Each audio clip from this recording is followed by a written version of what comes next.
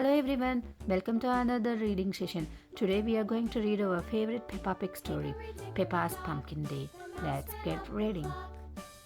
Autumn has arrived. Peppa, George, and their classmates are excited to go pumpkin picking at the farm. Everyone will be able to choose their very own pumpkin, Madam Gazelle says. Hooray! Peppa cheers. I will find the best pumpkin of all. Not if I find it first, says Mandy Mouse. At the farm, there are so many things to see and do. Welcome to the farm, says Mrs. Badger.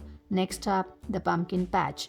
She leads the way to a cart pulled by a shiny red tractor. The children find seats atop big bales of hay. Away we go, says Mr. Badger.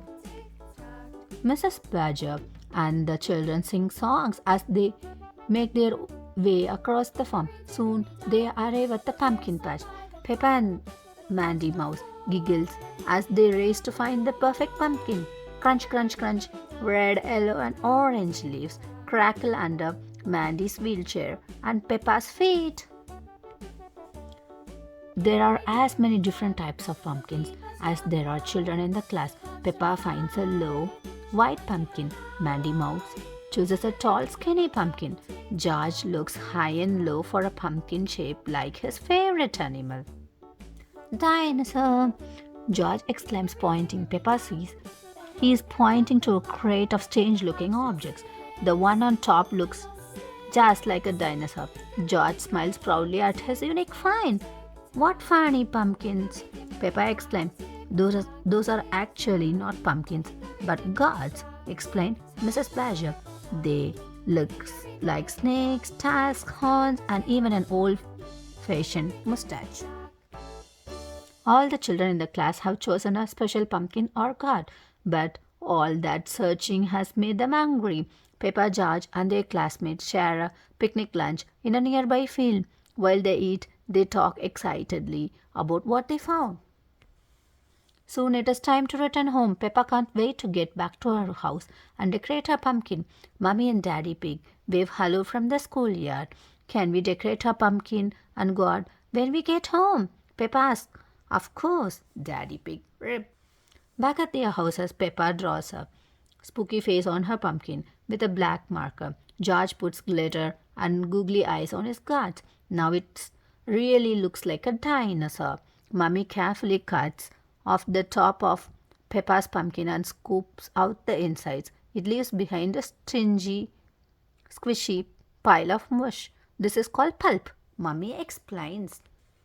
Squish, smush, squelch. The pulp is fun for Peppa and George to play with, but it is messy.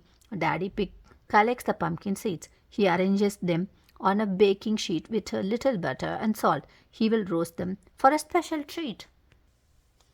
Mummy Pig carves the pumpkin and puts a little light inside it. Now it's a jack-o'-lantern, she says, or a Peppa lantern.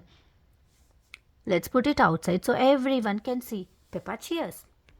Mummy Pig, Peppa and George set up the pumpkin by their front door. It looks just a little bit spooky as it flickers and glows in the dark. Suddenly, Peppa smells something delicious. The pumpkin seeds are ready. Daddy Pig calls. Peppa and George can't wait to try a new special treat. Munch, munch, munch. Peppa and George help themselves to lots of yummy pumpkin seeds. Autumn is so much fun. Kids, that's the end of the Peppa Pig story. Do you like it? I like the story very much. I like to carve pumpkin as spooky as it can, and I would like to put some lights on it and put the pumpkin lantern in my front door. How about you kids? Let's meet you in another reading session. Thank you. Bye-bye.